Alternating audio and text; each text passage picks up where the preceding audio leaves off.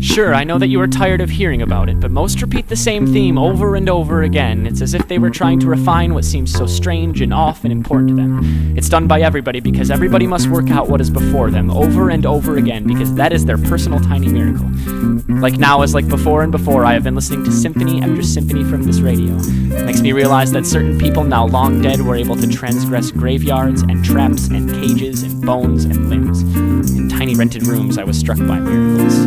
The flesh covers the bone and they put a mind in there, and sometimes a soul, and the women break faces against the walls, and the men they drink too much, and nobody ever finds the one but keep looking, crawling in and out of beds. Flesh covers the bone and the flesh searches for more than flesh. There is a loneliness in this world so great that you can see it in the slow movement of the hands of a clock. People so tired and mutilated, either by love or no love. People just are not good to each other. We are afraid. Our educational system tells us that we can all be big winners, but it hasn't told us about the gutters or the suicides, or the terror of one person aching in one place alone, untouched, and unspoken to. People are not good to each other. People are not good to each other. I suppose they never will be. I don't ask them to be. But sometimes I think about it. There must be a way. Surely, there must be a way. There is no chance at all. We are all trapped by fate. Nobody ever finds the one. Nobody ever finds the one. There is no chance at all. We are all trapped by fate. Who put this brain inside of me? It says that there's a chance. It's kept the rope from my throat. Maybe it'll loosen yours. The city dumps fill. The junkyards fill. The graveyards fill. Nothing else fills. Nothing else fills. Nothing else fills.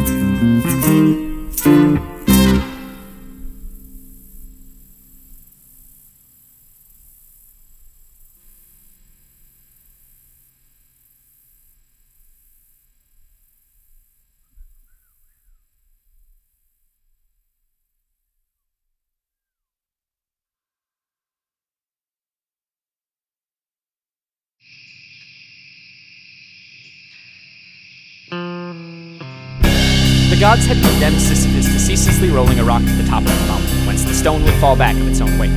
They had thought with some reason that there is no more dreadful punishment than futile and hopeless labor. Nothing is told us about Sisyphus in the underworld. Myths are made for the imagination. As for this myth, one sees merely the whole effort of a body straining to raise the huge stone, to roll it, and push it up a slope 100 times more. One sees the face screwed up, the cheek tight against the stone, and the wholly human security of two earth-blotted hands. At the very end of this long effort, the purpose is achieved. Then Sisyphus watches the stone rush down in a few moments toward the lower world, whence he will have to push it up again toward the sun. He goes back to the flame. It is during that return, that pause, that Sisyphus interests me. A face that toils so close to stones is already stone itself. I see that man going back down with a heavy yet measured step toward the torment of which he will never know the end.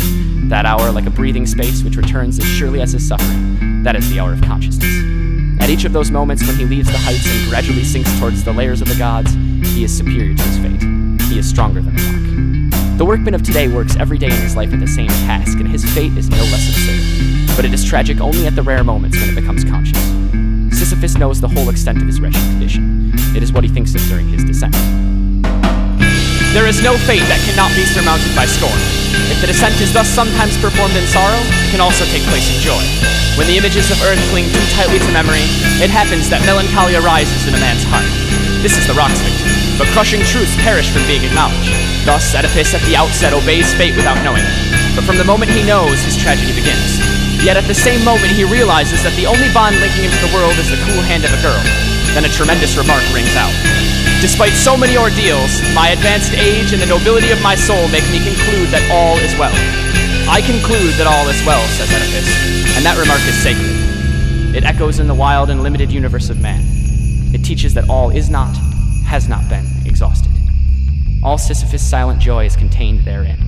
His fate belongs to him. The rock is still rolling.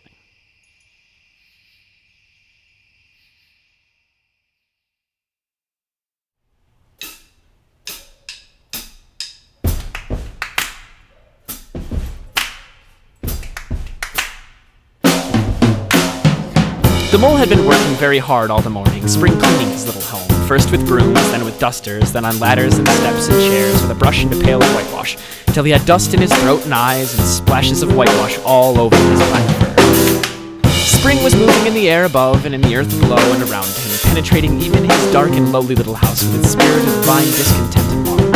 It was small wonder, then, that he suddenly flung down his brush on the floor, said, "Bob, something above was calling."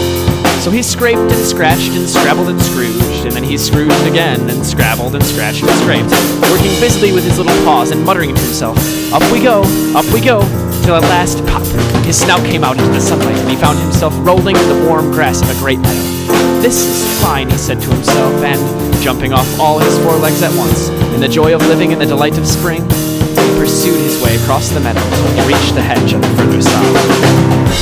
Hither and thither through the meadows he rambled busily, finding everywhere birds building, flowers budding, leaves thrusting, everything happy and progressive and occupied, and instead of having an uneasy conscience pricking him, he somehow could only feel how jolly it was to be the only idle dog among all these busy citizens.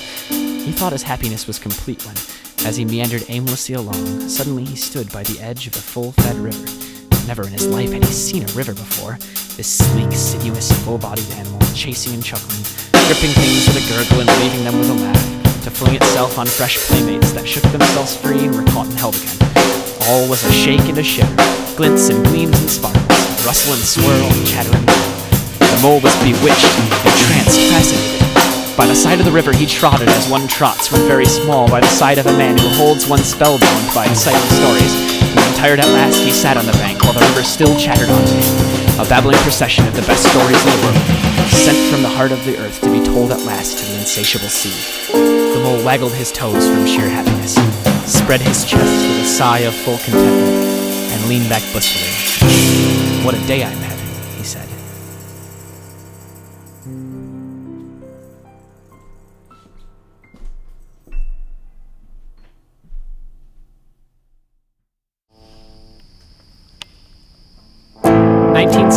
San Diego. I'd just come out on the other side of a relationship that blew up. I was angry and disillusioned and ultimately self-destructive. I lost everything I believed in. I was as utterly and completely alone as I've ever been. So I began going on walks. I started taking late-night walks around the San Diego suburb I was living in at the time. I'd start walking early evening and come back close to midnight, sometimes later, walking and thinking and chewing over what had gone wrong. One night at 4th and E Streets, I got mugged and beaten by a street gang. Sent me to the hospital with serious informations of mortality. When the ER techs asked what my religion was, I refused to answer. I made my private peace with the universe, content with whatever was going to happen, whatever died. Then something happened. I got angry. I got angry because I still had stories to tell. So I fought back. It took 2 months to fully recover, but 2 things came out of that incident. First, I have no fear of death, none whatsoever. Second, as soon as I was well enough, I started walking again, sometimes until 3 or 4 in the morning, through parts of town that made even street people nervous. When people asked what I was doing out there, the only answer I could give was I'm looking for something. So I kept walking through some of the most dangerous parts of San Diego before it got cleaned up, when it was still home to hookers and drunks and gangs. Finally, one afternoon, I came to the same areas I walked through at night, and I was struck by the dichotomy between that corner at night and that very same corner during the day. In the daylight, there were businessmen and kids and clerks eager to get home to dinner and TV. Then later came the night shift, the lost people, emerging from shadows and beds of pain to walk the same streets in search of fixes, money, and bars, gradually fading away with the dawn. 2 totally different worlds, sharing nothing but longitude and latitude. There was the nation of the day and the nation at night, existing side by side, but each fleeing the other. A daylight nation and a midnight nation. I saw a country bifurcated by more than just the presence and absence of light, but by lives cast aside and lost and uncared for, that walked away and thrown away on one side, and on the other, those who pretended not to see them, because not seeing is easier. And I saw someone forced to walk both sides of the metaphor to learn that the greatest cruelty is our casual blindness to the despair of others, that there but for the grace of whatever God you subscribe to goes any of us. And finally I realized that I had found what I was looking for without ever being quite sure what it was. I found a story that would make my own life make sense again. This story. I still take long walks, and I still stop and talk to the people who stand at the corner and wait for something to happen to them, who wait for money to fall into a hat or a cup, who wait for someone to recognize their pain, because the line between the midnight nation and the place where I sit right now writing these words is thin and ephemeral and can be crossed in an instant, because the road to the midnight nation can be erased only through compassion. I found my story, this story, on a hazy afternoon in 1978. Now it's yours. The keys to the Midnight Nation are in your hands. What you do with them is up to you. J. Michael Straczynski, Sherman Oaks, California, July 21st, 2002.